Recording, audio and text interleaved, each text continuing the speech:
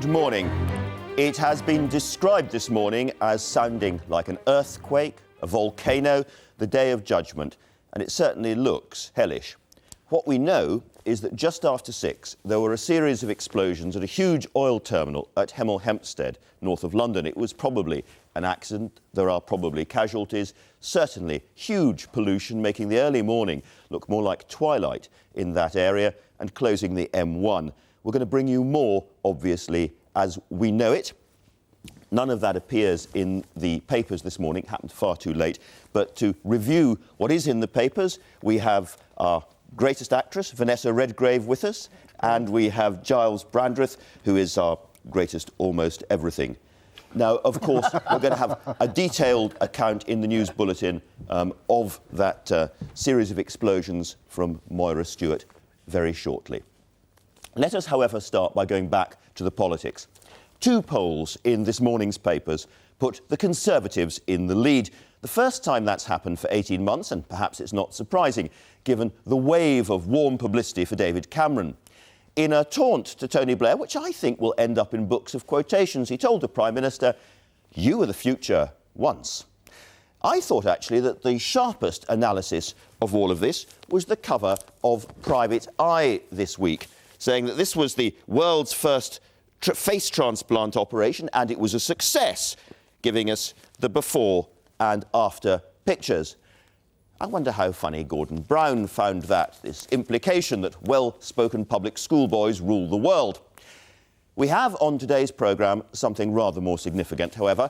After so much bad news on global warming for so long, I'm going to be talking to Margaret Beckett in Montreal about the success, which was limited but real, in getting a new climate change deal.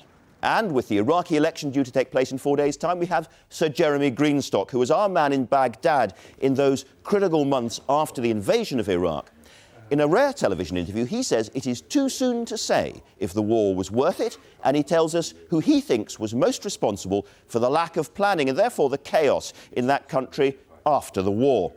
Also, as we wait for news of the British peace campaigner Norman Kember, who's being held hostage in Iraq, I will be talking to a friend of the Kember family, the anti-war activist Bruce Kent. We will also be hearing from Theresa May, who famously once warned her fellow Tory MPs that they were seen as the nasty party. David Cameron may have changed that, but his first hard pledge as leader is to get more women MPs into the Commons. It's already caused an argument inside the party, and Theresa May will be telling us more about all of that. And one of Britain's most celebrated conductors and greatest exports, because he's now in Berlin, Sir Simon Rattle, will be joining me to discuss life at the top of the musical world. Before all of that, however, the news with Moira Stewart. Andrew, thank you. Morning to you. A series of explosions tore through an oil depot early today, sending flames and smoke shooting hundreds of feet into the air. Police and emergency crews raced to the scene of the blasts, which rocked Buncefield Fuel Terminal near Hemel Hempstead in Hertfordshire at about 6 o'clock this morning. Well, our correspondent, John Brain, is at the scene. Morning to you, John. What's the latest you can tell us? Good morning, Moira. Well, that depot is still burning fiercely. We're still periodically seeing orange flames shoot up into the sky.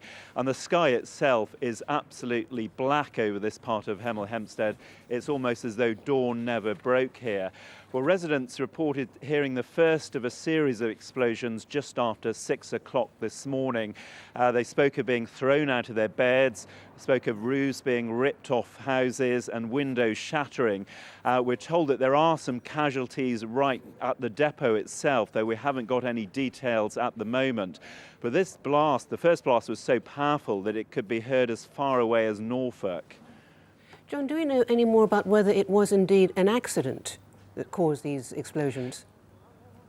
Well, there was some speculation about an aircraft very early on in the morning, shortly after this happened, because a plane was seen flying over. But the police have discounted that as being any possibility. And they say at this stage, there's no reason to believe that this incident was caused by anything other than an accident, though it does look as though it will take all of today for this to be brought under control. Emergency services are obviously at the scene now. A large part of the M1 has been closed off in both directions. conditions. And we're here based at a school which there are plans to use this as an emergency centre because they don't quite know just how bad the devastation is around the depot itself at this stage. John, very briefly, do we know whether there have been any casualties? Well, we understand there have been casualties, but there are no details at the moment. But obviously the houses right near the depot will be most vulnerable, and of course any staff at the depot itself. John Brain, thank you. The deadline for the threatened execution of the British hostage Norman Kember in Iraq has passed without any word from his kidnappers. His captors said that he and 3 other men abducted in Baghdad last month would be killed on Saturday if all prisoners in Iraq were not freed. Senior Muslim leaders around the world have called for this. Here. Now,